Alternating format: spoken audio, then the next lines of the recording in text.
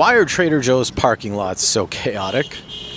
Well, I'm here in a Trader Joe's parking lot on a Sunday afternoon, so you don't have to be.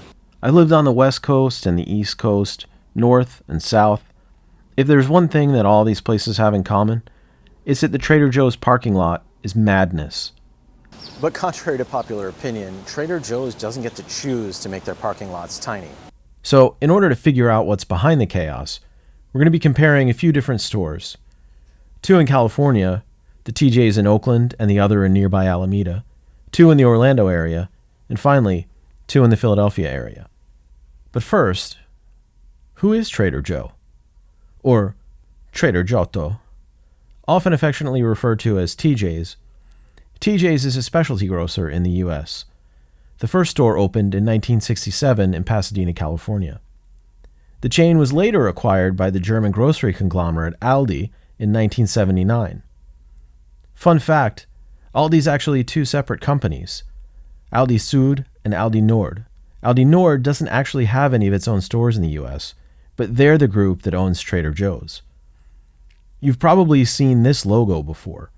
That's Aldi Süd, so they operate all of the Aldi stores in the U.S., and they also acquired two U.S. supermarket chains back in 2023, Winn-Dixie and Harvey's.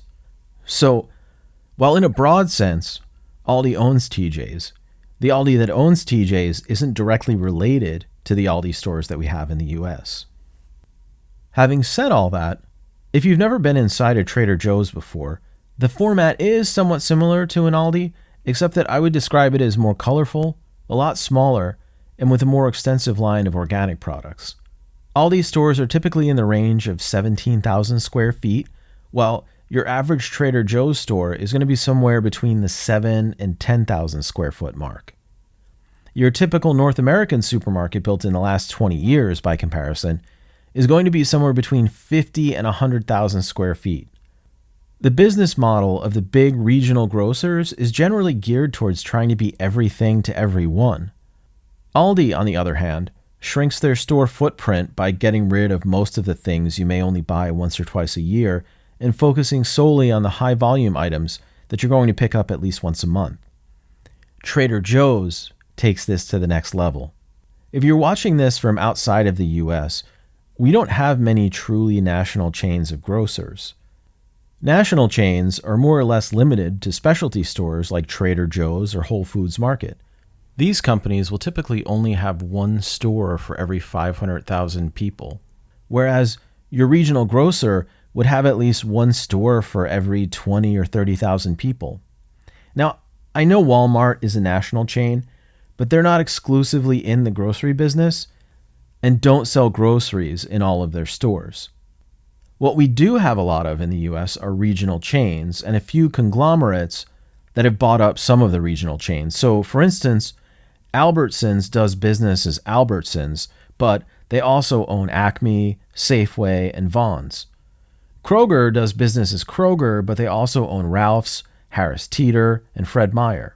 So any of these typical stores or Publix or Food Lion or Wegmans is going to have anywhere from 30,000 to 50,000 items in stock. The typical Trader Joe's has about 7,000. A lot of people don't realize that the grocery business has a very low profit margin. Your big chain grocers are coming in around 1.5%. Specialty stores like Whole Foods are around 3%. Trader Joe's is absolutely knocking it out of the park at 5%. They're saving money on real estate because they have small footprint stores. They can do that because they don't carry all the things that you only need occasionally. And because they're only stocking the high turnover items, stuff is constantly flying off the shelves.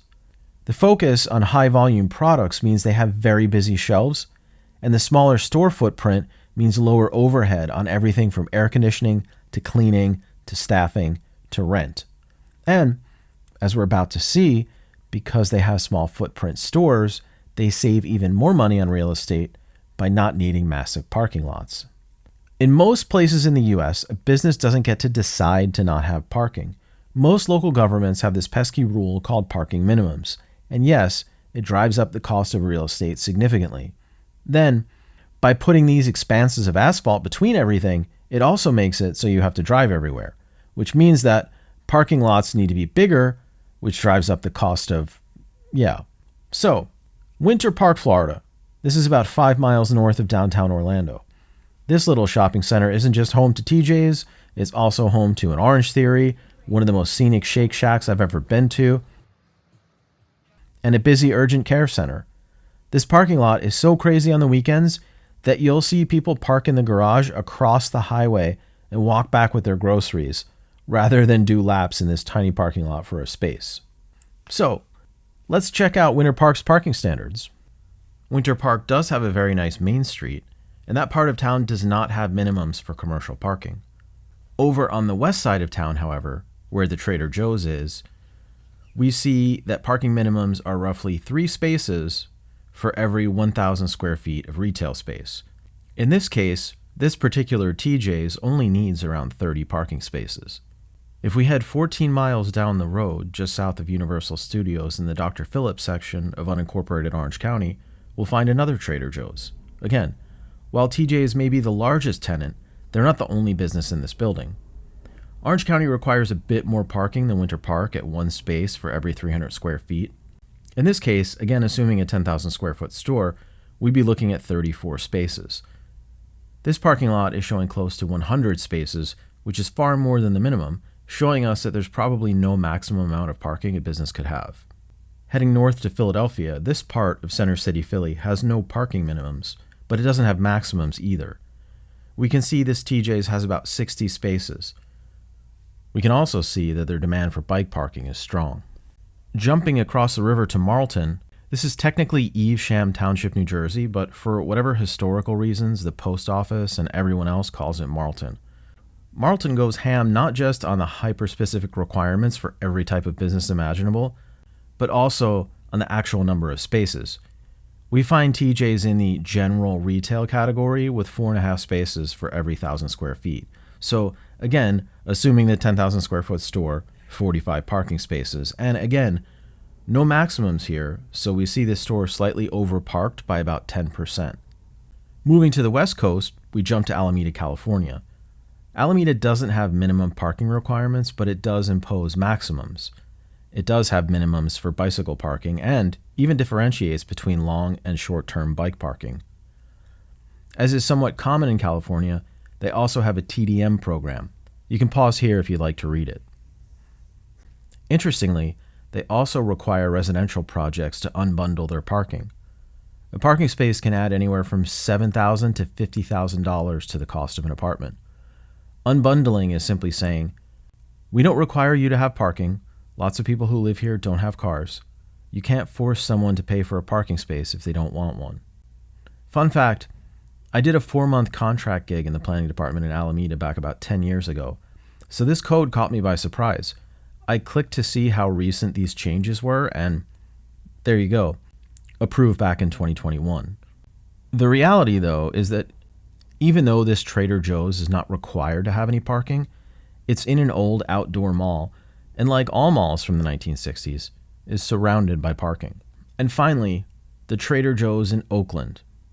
It has a parking garage, but since at least 2023, Oakland seems to have fully embraced parking maximums, with a maximum space of 1 spot for every 500 square feet, meaning that our 10,000 square foot TJ's would max out at 20 spaces. This particular store was built decades ago, and so is what we call in the planning biz existing non-conforming, or in the parlance of our times, grandfathered. So, there you have it. Your typical Trader Joe's doesn't have a lot of parking because it's small. The store feels more crowded because the stores are doing 4 times the business per square foot of your typical grocery store. Finally, since TJ's nationwide expansion has overlapped with parking reform in a lot of places, it means that they're either not required to or are flat out prohibited from having a ton of parking. I'm Jim. This is Urban Legends. I'll see you next time.